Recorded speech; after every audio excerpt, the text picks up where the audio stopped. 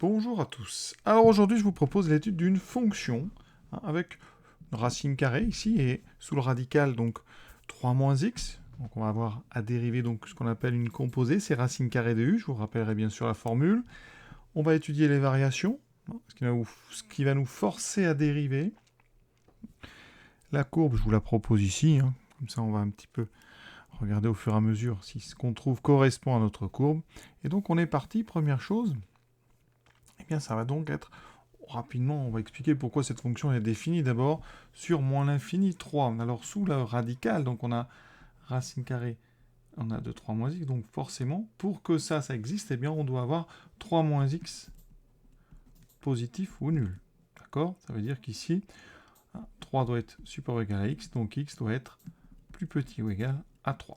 Donc c'est pour ça qu'on vous a défini la fonction sur l'intervalle moins l'infini 3. Alors vous remarquerez que l'intervalle ici, il est donné ouvert. Alors que nous, ici, dans le domaine de définition, on a x inférieur ou égal à 3. Bien, c'est normal, parce qu'on donne en même temps un domaine où la fonction est dérivable. Et il faut savoir que racine carrée de x, eh bien, la fonction, en fait, racine carrée, elle est dérivable sur r plus étoile. Donc, elle est dérivable quand ce qu'on a dedans est strictement positif. Donc ici, pour pouvoir dériver, il faut que 3 moins x soit strictement positif, et ça nous amène x strictement plus petit que 3. Donc voilà pourquoi ici, on va avoir besoin de l'intervalle moins l'infini 3 ouvert en 3 pour pouvoir avoir une fonction définie et dérivable. On va tout de suite passer au calcul de la dérivée. Alors pour ça, on va remarquer que f de x, c'est u de x multiplié par v de x avec u de x qui est égal à x plus 1 et v de x égale à racine carrée de 3 moins x. Donc on a un produit, on sait qu'un produit c'est dérivable si chacun des facteurs est dérivable. Donc ici, u c'est effectivement dérivable, c'est un polynôme, pas de souci. V de x c'est une composée, c'est racine carrée donc de 3 moins x. Alors je vous rappelle quand même une formule très très importante, la dérivée de racine de u, c'est u' sur 2 racines carrées de u. Et racine carrée de u c'est dérivable à deux conditions. Il faut que u soit dérivable, ici u c'est 3 moins x donc c'est bon. Et il faut que u soit différent de 0. C'est-à-dire que ce qu'il y a sous le radical, 3 moins x, doit être différent de 0. C'est pour ça qu'ici, on a donc un ouvert. Et on sait, dans ce cas-là, que v', alors on dérive 3 moins x, ça fait moins 1. Donc ça fait moins 1 sur 2 racines carrées de 3 moins x. Et ensuite, eh bien, on utilise la dérivée d'un produit. Dérivée d'un produit, je vais le rappeler quand même, mais ça, vous le savez tous, u fois v, c'est donc u' v plus u v'. Donc c'est ce petit ici produit croisé. On a donc u', donc une fois racine carrée de 3 moins x, plus x plus 1, multiplié par moins 1 sur 2 racines carrées de 3 moins x. Alors maintenant, on doit étudier le signe de f'. C'est une somme un peu complexe, parce qu'ici, il y a une racine carrée, là aussi, mais en quotient, donc on va mettre au même dénominateur. Ça veut dire quoi? Ça veut dire qu'à la fin, on aura 2 racines carrées de 3 moins x en dessous. Donc, mais notre premier terme ici, ça veut dire qu'il a été multiplié en haut et en bas par 2 racines carrées de 3 moins x. D'accord? Ici, ça veut dire que ça, c'est donc multiplié en haut par 2 racines carrées de 3 moins x, et en bas aussi. Donc ici, je vais trouver une fois, donc je ne mets pas le 1, racine carrée de 3 moins x, multiplié par 2 racines carrées de 3 moins x, plus x plus 1, multiplié par moins 1. D'accord? Ce moins 1 qu'on a ici. Alors, qu'est-ce qui est important? Et pourquoi ça va marcher? Eh bien, ici, on a racine carrée fois racine carrée. On sait bien que, quel que soit grand X strictement, enfin supérieur ou égal à 0, ça marche même pour ça. On sait que racine carrée de grand X fois racine carrée de grand X, ça donne grand X. Donc ici, ça va faire 3 moins X. On a ce 2 qui traîne, donc ça fera 2 fois 3 moins X. Ensuite, x plus 1 fois moins 1, ça va donner donc, on va l'écrire comme ça, moins 1 fois x plus 1. Je vais doucement, ça me donne donc ici 2 racines carrées de 3 moins x dessous, 2 fois 3, 6, moins 2x. Ensuite, je distribue le moins 1, moins x, moins 1. Et au final, on a donc moins 3x plus 5 divisé par 2 racines carrées de 3 moins x. Donc pensez bien ici à cette astuce, que j'ai indiqué ici et que j'ai appliqué ici pour grand x égale 3 moins x. Maintenant, on a tout ce qu'il faut pour étudier le signe de f'. Pourquoi? Parce qu'on sait que quel que soit x, et donc ici, quel que soit x appartenant à moins l'infini 3, eh bien on sait que 2 racines carrées de 3 moins x, ça existe et c'est strictement positif. D'accord? X n'est pas égal à 3, donc c'est pas nul, et on sait que c'est positif. Donc ça veut dire que sur cet intervalle, f' est du signe de moins 3x plus 5. Alors ça, c'est une fonction affine. Donc, le signe est très simple à étudier. On est donc sur moins l'infini 3. Vous voyez bien que la courbe ici s'arrête net en 3.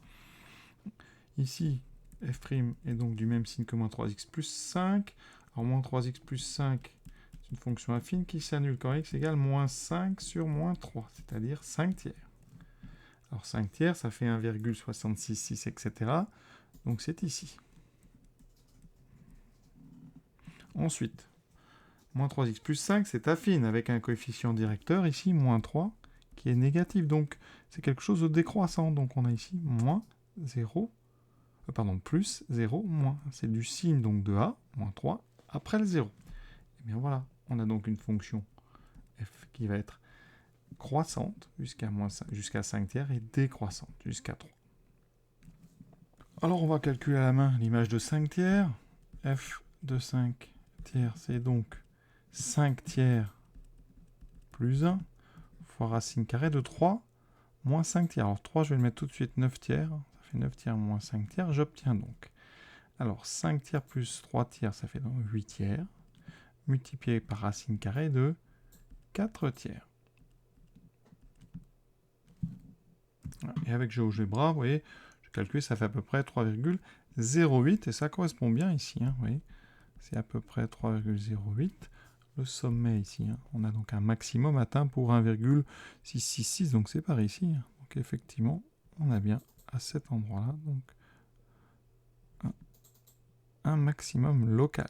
Ici, 3,08, ça c'est bon, et on est bien à peu près en 1,66. Voilà. On a bien croissant puis décroissant, donc je pense que le travail qu'on a fait est correct. On peut remarquer aussi, en 3, ici vous avez une tangente, mais c'est une tangente verticale. C'est souvent le cas avec les fonctions avec des racines carrées. C'est pour ça que souvent, on a un problème de dérivabilité. Ici, en 3, la fonction n'est pas dérivable. On a une tangente verticale. Partout ailleurs, vous voyez qu'on a une tangente non verticale. Donc, on a bien une fonction dérivable sur moins l'infini 3. 3 exclu. Alors maintenant, on va faire les petites limites. Donc, en moins l'infini et en 3. Alors, on va commencer par moins l'infini. Donc, on a un produit. On s'occupe d'abord de x plus 1. Limite de x plus 1 quand x tend vers moins l'infini. C'est donc moins l'infini plus 1, c'est moins l'infini. Ensuite, on a racine carrée de 3 moins x. Alors, il faut s'occuper d'abord de 3 moins x. 3 moins x. Moins x va tendre vers plus l'infini. On rajoute 3, ça tend vers plus l'infini. On met ça dans une racine carrée. Je vais donc regarder la racine carrée quand x tend vers, justement, plus l'infini. Et donc, je vais mettre un grand x. Ça, c'est ce qu'on appelle un changement de variable. Je regarde donc la racine carrée quand ce qu'on met dedans tend vers plus l'infini. Et ça, on sait que c'est plus l'infini. Conclusion, eh bien ça s'appelle de la composition, par composé. Bien, limite de racine de 3 moins x. Quand petit x tend vers moins l'infini, c'est donc plus l'infini. Et c'est ce plus l'infini qu'on a ici. Par produit, eh bien, on a donc moins l'infini fois plus l'infini. Ça veut dire que la limite de f, c'est donc moins l'infini quand x tend vers moins l'infini. Et c'est ce qu'on a l'impression graphiquement. Donc là, pas d'incohérence du tout. Maintenant, on va regarder la limite en 3. Alors, c'est une limite qui est assez simple, parce que x plus 1, ça tend vers 4. Limite de x plus 1, pas de souci, c'est un polynôme. Donc quand on tend vers un nombre, eh bien, on tend vers l'image de ce nombre. Si la fonction était définie, donc vous remplacez, c'est comme si on remplaçait x par 3, ça fait 4. Pour la racine carrée, eh bien, c'est pas un problème non plus. Ici, on aura donc 3 moins x qui tend vers 0, c'est donc une composée. Encore une fois, 3 moins x tend vers 0, mais en étant positif, parce que x est plus petit que 3, Donc, eh bien, comme racine carrée de x, eh bien, quand x tend vers 0, ça vaut racine de 0, ça vaut 0. Et bien ici, encore une fois, par composer, eh bien, la limite de racine carrée de 3 moins x, quand x tend vers 3, eh bien ça c'est 0. Ensuite, on fait un produit. On a 4 et on a 0. Donc ici, j'ai pas trop la place, mais par produit, limite de f, quand x tend vers 3, eh bien c'est donc 4 fois 0, c'est 0. Et on a terminé notre étude de limite. Voilà. Je pense que l'exercice est terminé. Je vous souhaite une bonne fin de journée à tous. À bientôt.